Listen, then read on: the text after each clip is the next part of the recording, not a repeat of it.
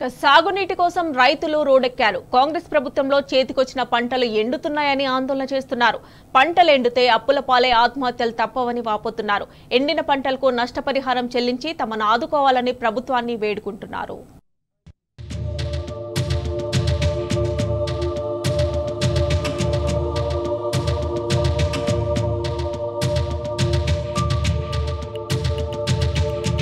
సాగునీళ్లందక పంటలు ఎండుతున్నాయని రైతులు ఆందోళన బాటపడుతున్నారు. పంటలు కోతకు వచ్చే దశలో నీళ్లు లేక ఎండిపోతున్నాయని అల్లాడుతున్నారు.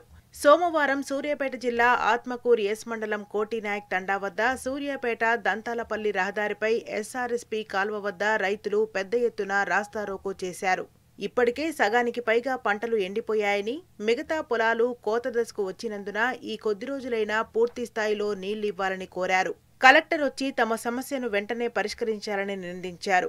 అటు సిద్దిపేట జిల్లాలో కూడా రైతులు ఆందోళన చేశారు. తపాస్పల్లి రిజర్వాయర్కు గోదావరి జలాలు పంపింగ్ చేసి మిగిలిన పంటలను కాపాడాలని, ఇప్పటి వరకు ఎండిపోయిన పంటలకు ఎకరాకు 50,000 నష్టపరిహారం అందించాలని డిమాండ్ చేస్తూ సోమవారం రైతులు చేర్యాల పట్టణంలోని ప్రధాన రహదారిపై రాస్తారోకో నిర్వహించారు.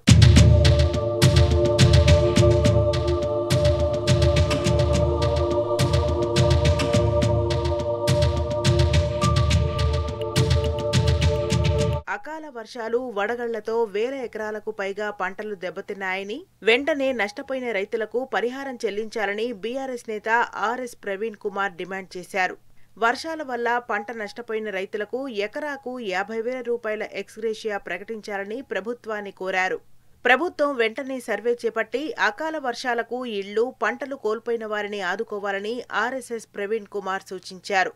అకాల వర్షాల వల్ల మొక్కజొన్న, వరి, మామిడి పంటలకు తీవ్ర నష్టం వాటిల్లిందని రైతు సంఘ నాయకులు కోరారు.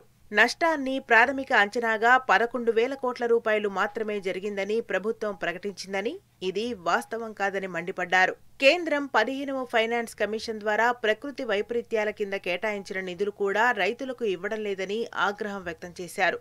కాంగ్రెస్ ప్రభుత్వం పంటలు బీమా పథకాన్ని ప్రారంభించలేదని, సీఎం ఫసల్ బీమాలో చేరినప్పటికీ ప్రీమియం చెల్లించకపోవడంతో రైతులకు పరిహారం రాదని ఆందోళన వ్యక్తం చేశారు. ఇప్పటికైనా పూర్తి వ్యవహారాన్ని రైతులకు చెల్లించాలని ప్రభుత్వాన్ని కోరారు. మరి రైతులకు జరిగిన ఈ విపత్తును దృష్టిలో పెట్టుకొని ముఖ్యమంత్రి రేవంత్ రెడ్డి గారు అసెంబ్లీలో ఒక ప్రకటన చేసి, మరి ముఖ్యంగా ఈ సిర్పూర్ నియోజకవర్గం, మిగతా నియోజకవర్గాల్లో ఇక్కడ ఎక్కువగా నష్టమైంది. వీళ్ళందరి పరిస్థితి ఘోరంగా ఉంది.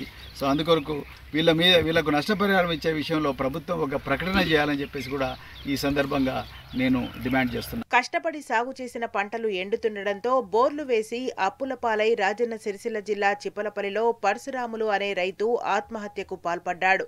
ఊరి సమీపంలో ఉన్న పెద్దమ్మ తల్లి ఆలయంలో గంటకు ఊరేసుకుని తను చాలించాడు. అప్పటికే తన 2 కొడుకులను గల్ఫ్ దేశం పంపించేందుకు అప్పులు చేసిన పరశురాములు బోర్ల కోసం కూడా అప్పులు చేశాడు. ఆ బాకీలు తీర్చేందుకు భూమిని అమ్ముకోలేక, అప్పులు తీర్చలేక ప్రాణాలు తీసుకున్నాడు.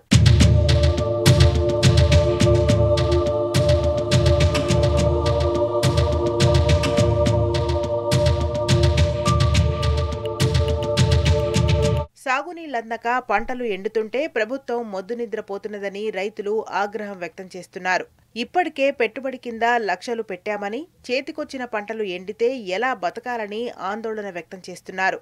ఇప్పటికైనా ప్రభుత్వం సాగునీరు విడుదల చేసి కొద్దో గొప్పో మిగిలిన పంటలను కాపాడాలని కోరుతున్నారు.